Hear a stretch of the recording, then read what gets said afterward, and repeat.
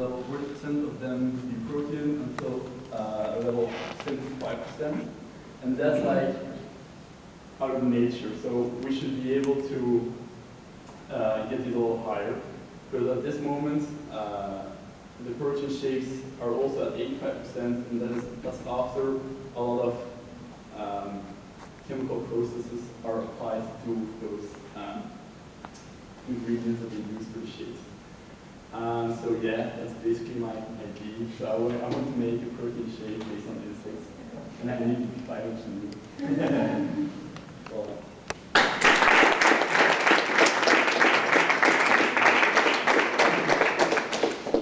okay, then we have one last proposal from Neil. Cheers. Not necessarily a proposal, but it's food for thought. I'm a computer science guy, so it's often hard to figure out where exactly you should be coming from when thinking about CleanTech. But I've got some ideas for those of you who are still thinking about solutions, problems, and ideas. I'm at home in the world of IoT, which stands for the Internet of Things. The idea that in the next decade, everything will become connected to the Internet. Your household appliances, your cars, sensors used in manufacturing, traffic lights, traffic cameras, and so on and so forth. Ever since it started 25 years ago, the Internet has been the next big thing. And the Internet still is the next big thing. Entire sectors are under attack from their online competition. Think cable TVs versus the rise of online competition, competitors like Netflix and Amazon Prime. They're all making their customers cut the cord, so to speak. The Internet of Things is making whole new sectors there. It promises to balance power grids, solve traffic problems by dynamically bringing the stuff. By solving traffic problems by dynamically rearranging the way that self-driving cars drive. And it promises to bring the stuff of science fiction into your own home.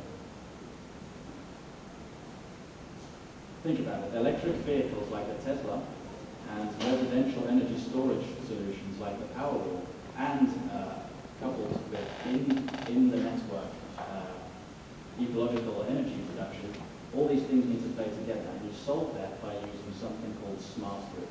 Everything knows about everything else, and like that, everything works better together.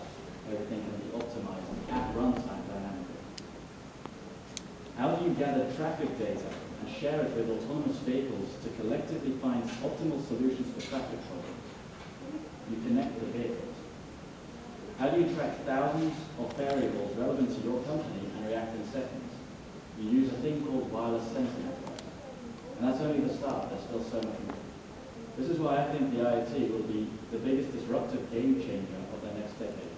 It's a prerequisite for so many other important technologies. So for all of you still balancing ideas and still trying to come up with ideas, think about how a more connected world can be more efficient, safer, more economical, and most importantly, more ecological.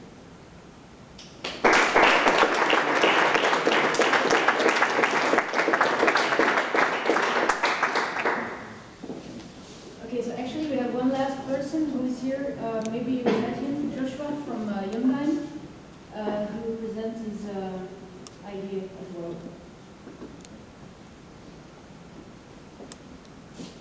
Hi, I just missed my train from Centrale, which explains why I'm late, and I apologise for that. I just ran here from the station.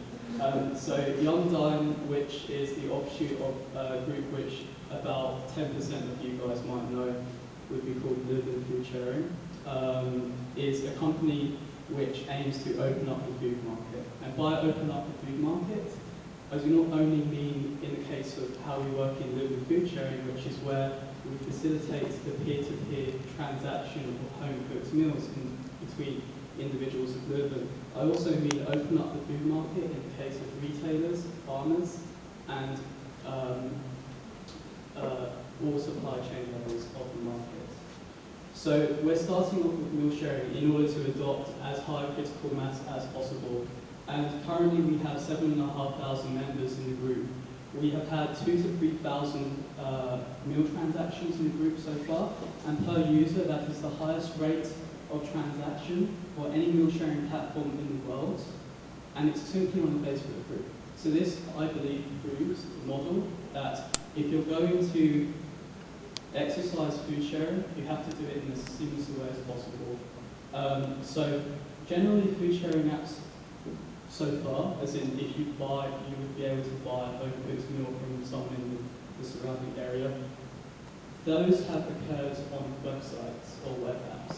And there has still yet to be a smartphone app designed for the peer-to-peer transaction of meals.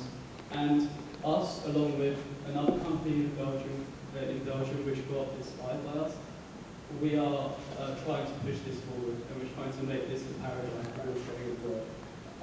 And basically, we are started at KBC. We're in Border Campus in Hasselt. So we have offices across Belgium, and we also now have a startup house in Leuven with 5 bedrooms. So we are currently coordinating a team of about 5 graphic designers, and we're trying to get this done really professionally, and we're taking on developers. And we have 120 or 130 contributors from research. If you do a task for us, you can still get equity no matter what. And yeah, and we've got, we're setting up groups in 4 different countries as a way to convert those members into app users. So anyway, coming back to the basic vision, this is the vision which we want to push forward.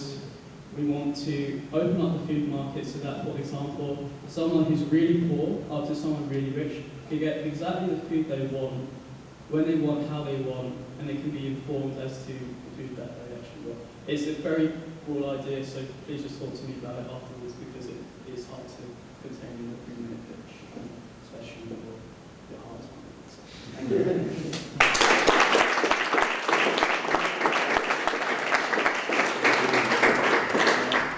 So I hope now you have some food for thought. Stupid joke. No, so the people who have presented, I would like you to, well, if you want, you can stand over there. So we have put some small food for you, and you can go to those people, talk to them, try to form some teams. We have also added some papers with other ideas, such as recycling in general, the Internet of Things, and food waste. So you can also brainstorm about that, or of course other ideas you might have. So now you can brainstorm about it, and then later on